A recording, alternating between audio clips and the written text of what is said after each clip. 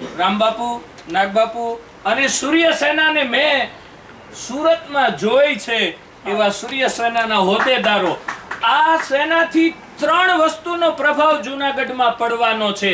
રાજકીય પ્રભાવ પડશે, સામાજિક પ્રભાવ પડશે અને આર્થિક પ્રભાવ પડશે.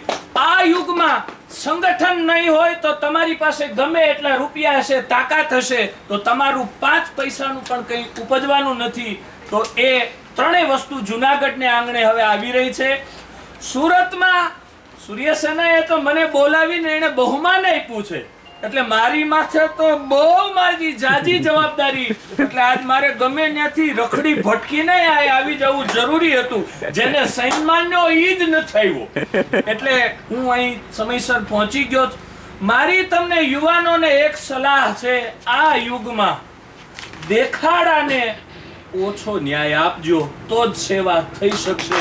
મને આ માણસ ગમે, કોઈ ક્યાંય ફોટો ન દેખાડો, એમ જસકુભાઈ બીજા, હા આપણે કામ કરો એ જરૂર દેખાડો, પ્રચાર કરો મીડિયા, પણ માત્ર ને માત્ર દેખાડા ખાતર પ્રચાર ન કરવો જોઈએ.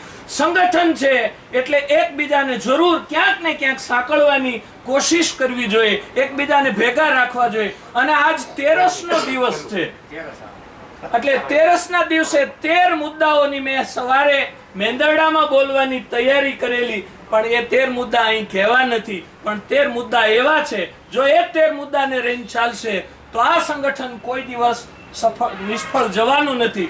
પહેલું એક જ મુદ્દો એનો કહેવો છે, જે કોઈની વચ્ચે વાદ હોય, વિખવાદ હોય, એને ભેગા બેસાડવાનું કામ આ સંગઠને કરવાનું છે, અને એ સંગઠન કરશે. રાજુભાઈ કેમ કાલ નહોતા? કરો ખુલાસ. મને આ ભાઈની કડકાઈ ગમી, સૂર્ય સેના વાળા કડક ખરા, રેજો તો જ હાલશે, નહીતર સુરસુર્યું થઈ જશે. કડકાઈ અવશ્ય હોવી જોઈએ. મીડિયાના જમાનામાં પણ દિલીપભાઈ કડકાઈ હોવી જોઈએ. કડકાઈ હોય તો જ આ ચાલે.